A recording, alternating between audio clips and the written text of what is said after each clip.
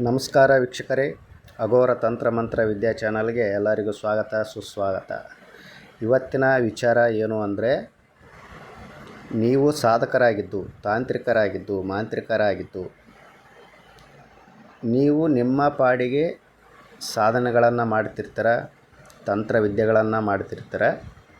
ನಿಮ್ಮ ಎದುರಾಳಿ ಇರುವಂತಹ ಒಬ್ಬ ತಾಂತ್ರಿಕನಾಗಲಿ ಅಥವಾ ಮಾಂತ್ರಿಕನಾಗಲಿ ಅಥವಾ ಸಾಧಕನಾಗಲಿ ನಿಮ್ಮ ಮೇಲೆ ದ್ವೇಷ, ಹೊಟ್ಟೆಕಿಚ್ಚು, ಅಸೂಯೆಯಿಂದ ಏನು ಮಾಡಿರ್ತಾನೆ, ನಿಮ್ಮ ವಿದ್ಯೆಗೆ ಕಟ್ಟನ್ನೋದು ಹಾಕಿರ್ತಾನೆ.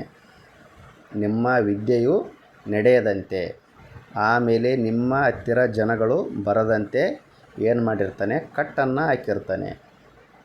ಅಂತಹ ಕಟ್ಟುಗಳನ್ನು ಹಾಕಿದಾಗ ಏನಾಗುತ್ತೆ, ಜನ ಬರೋದು ಕಟ್ಟಾಗುತ್ತೆ. ಆಮೇಲೆ ನೀವು ಮಾಡುವಂತಹ ತಾಂತ್ರಿಕ ವಿದ್ಯೆಗಳಿರಲಿ ಅಥವಾ ದೇವತಾ ಸಾಧನೆಗಳಿರಲಿ ಅಥವಾ ಮಂತ್ರ ಸಾಧನೆಗಳಿರಲಿ, ಏನಾಗುತ್ತೆ, ನೂರಾರು ಅಡೆತಡೆಗಳು ಬಂದು ಅಲ್ಲಿಗೆ ಸ್ಟಾಪ್ ಆಗಿಬಿಡುತ್ತೆ. ನೀವು ಮಾಡುವಂತಹ ವಿದ್ಯೆಗಳೇ ನಿಮಗೆ ರಿವರ್ಸ್ ಅನ್ನೋದಾಗತ್ತೆ.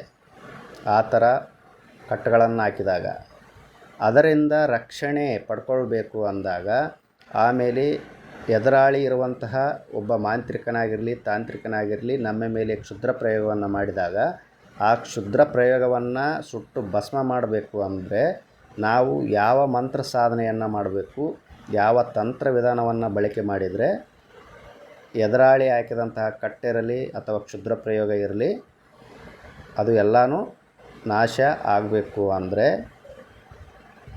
ಈ ಒಂದು ಮಂತ್ರ ಸಾಧನೆಯನ್ನು ನೀವು ಮಾಡಬೇಕಾಗತ್ತೆ. ಇಲ್ಲಿ ತೋರಿಸ್ತಿರುವಂತಹ ಮಂತ್ರವು ತುಂಬ ಅಂದರೆ ತುಂಬಾ ಪವರ್ಫುಲ್ ಆಗಿರುವಂತಹ ಮಂತ್ರ. ನಿಮ್ಮಲ್ಲಿ ಇರುವಂತಹ ವಿದ್ಯೆಯನ್ನು ರಕ್ಷಣೆ ಮಾಡಿ, ಯಾರು ಎದುರಾಳಿ ಇರ್ತಾನೆ ಅವನು ಹಾಕಿದಂತಹ ಮೋಡಿ ವಿದ್ಯೆ ಅಂದ್ರೇನು, ಎದುರು ಮೋಡಿ ಹಾಕಿರ್ತಾನೆ, ನಿಮ್ಮ ವಿದ್ಯೆ ನಡೆಯದಂತೆ ಆಮೇಲೆ ನಿಮಗೆ ನೂರಾರು ಅಡೆತಡೆಗಳು ಬರೋ ಆಮೇಲೆ ನಿಮಗೆ ರೋಗ ರುಜಿನ ಬರೋ ಥರನೂ ಮಾಡಿರ್ತಾನೆ. ಅಂದ್ರೇನು, ಆರೋಗ್ಯದಲ್ಲಿ ಏರುಪೇರಾಗೋ ಥರ ಮಾಡಿರ್ತಾನೆ. ಆ ಥರ ಮಾಡಿದಾಗ ಏನಾಗುತ್ತೆ, ನೀವು ಸಾಧನೆ ಮಾಡೋದು ತಂತ್ರವಿದ್ಯೆ ಆಯಿತು, ಮತ್ತೊಂದು ಮಗದೊಂದು ಎಲ್ಲನೂ ಬಿಟ್ಟುಬಿಡ್ತೀರ. ಅದರಿಂದ ರಕ್ಷಣೆ ಪಡ್ಕೊಳ್ಬೇಕು ಅಂದಾಗ ನಾವು ಏನು ಮಾಡಬೇಕು, ಇಲ್ಲಿ ತೋರಿಸ್ತಿರುವಂತಹ ಮಂತ್ರ ಸಾಧನೆಯನ್ನು ನೀವು ಮಾಡಬೇಕಾಗತ್ತೆ. ಈ ಒಂದು ಮಂತ್ರ ಸಾಧನೆಯನ್ನು ನೀವು ಗ್ರಹಣ ಕಾಲದಲ್ಲಿ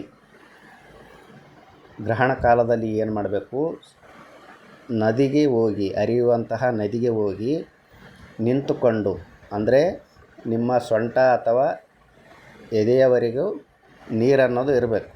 ಅಂತಹ ಒಂದು ಸೇಫ್ ಆಗಿರುವಂತಹ ನದಿಯನ್ನು ನೀವು ನೋಡಿಕೊಂಡು, ಯಾವುದೇ ಅಪಾಯ ಅನ್ನೋದು ಇರಬಾರ್ದು. ಆ ಥರ ಒಂದು ಸೇಫ್ ಆಗಿರುವಂತಹ ನದಿಯನ್ನು ನೀವು ನೋಡಿಕೊಂಡು ಈ ಒಂದು ಮಂತ್ರವನ್ನು ನೀವು ಪೂರ್ವ ಅಭಿಮುಖವಾಗಿ ನಿಂತುಕೊಂಡು 1008 ಬಾರಿ ಮಂತ್ರವನ್ನು ಜಪ ಮಾಡಬೇಕು. 1008 ಬಾರಿ ಮಂತ್ರವನ್ನು ಜಪ ಮಾಡಿದ ಮೇಲೆ ನೀವು ಎದರು ಉತ್ತರಾಯಣಿ ಅಂತ ಕರೀತಾರೆ, ಅಪಮಾರ್ಗ ಅಂತಲೂ ಕರೀತಾರೆ. ಎದುರು ಉತ್ತರಾಯಣಿ ಬೇರೆ ಇರುತ್ತೆ. ಸಾಮಾನ್ಯವಾಗಿರುವಂತಹ ಉತ್ತರಾಯಣಿ ಬೇರೆ, ಎದುರು ಉತ್ತರಾಯಣಿ ಬೇರೆ ಇರುತ್ತೆ. ಆ ಒಂದು ಗಿಡಮೂಲಿಕೆಯನ್ನು ನೀವು ಸಿದ್ಧಿ ದಿನಗಳಲ್ಲಿ ಮೊದಲೇ ಕಿತ್ತುಕೊಂಡು ಬಂದಿರಬೇಕು. ಇಂತಹ ಒಂದು ಕೆಲಸ ಕಾರ್ಯಗಳಿಗೆ ನಿನ್ನನ್ನು ತೆಗೆದುಕೊಂಡು ಹೋಗ್ತಾನೆ ಅಂತ ಅದಕ್ಕೆ ಆಮಂತ್ರಣವನ್ನು ನೀಡಿ ನೀವು ಸಿದ್ಧಿ ದಿನಗಳಲ್ಲಿ ಕಿತ್ತಿಕೊಂಡು ಬಂದಿರಬೇಕು. ಸ್ವಲ್ಪ ಭಾಳಷ್ಟು ತಂದಿರಬೇಕು ಆ ಒಂದು ಮೂಲಿಕೆಯನ್ನು.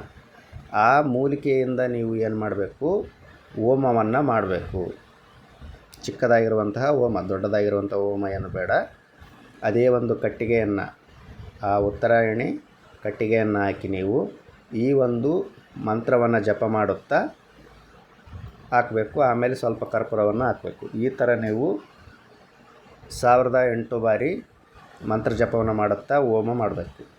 ಹೋಮ ಮಾಡಿದ ಮೇಲೆ ಆ ಬಂದಂಥ ಭಸ್ಮವನ್ನು ನೀವು ತೆಗೆದುಕೊಂಡು ನಿಮ್ಮ ಸರ್ವ ಅಂಗಾಂಗಗಳಿಗೂ ಆ ಒಂದು ಭಸ್ಮವನ್ನು ಲೇಪನವನ್ನು ಮಾಡ್ಕೋಬೇಕು. ಲೇಪನವನ್ನು ಮಾಡಿಕೊಂಡು ನೀವು ನದಿಗೆ ಹೋಗಿ ಸ್ನಾನವನ್ನು ಮಾಡಬೇಕು.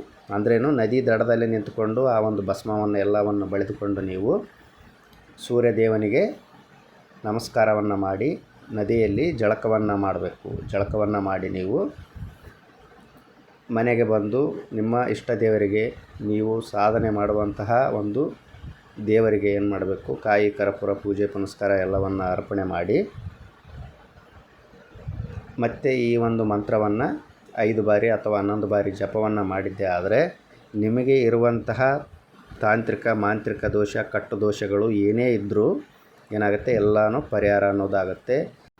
ನಿಮ್ಮ ವೈರಿ ನಿಮ್ಮ ಮೇಲೆ ಮಾಡಿದಂತಹ ಕ್ಷುದ್ರ ಪ್ರಯೋಗಗಳು ಸಹ ಸುಟ್ಟು ಭಸ್ಮ ಅನ್ನೋದು ಆಗುತ್ತೆ. ನಿಮ್ಮ ವಿದ್ಯೆ ಅನ್ನೋದು ತುಂಬಾ ಸೇಫ್ಟಿಯಾಗಿ ಇರುತ್ತೆ. ಇಂತಹ ರಹಸ್ಯ ವಿಚಾರಗಳನ್ನು, ತಂತ್ರಗಳನ್ನು, ಮಂತ್ರಗಳನ್ನು, ದೇವತಾ ಸಾಧನೆಗಳನ್ನು ತಿಳಿದುಕೊಳ್ಬೇಕಂದ್ರೆ ನಮ್ಮ ಚಾನಲನ್ನು ನೀವು ಸಬ್ಸ್ಕ್ರೈಬ್ ಮಾಡಿ, ಲೈಕ್ ಮಾಡಿ ಹಾಗೂ ಶೇರ್ ಮಾಡಿ. ಎಲ್ಲರಿಗೂ ಒಳ್ಳೆಯದಾಗಲಿ. ಧನ್ಯವಾದಗಳು. ಜೈ ಕಾಲಭೈರವಾಯ ನಮಃ.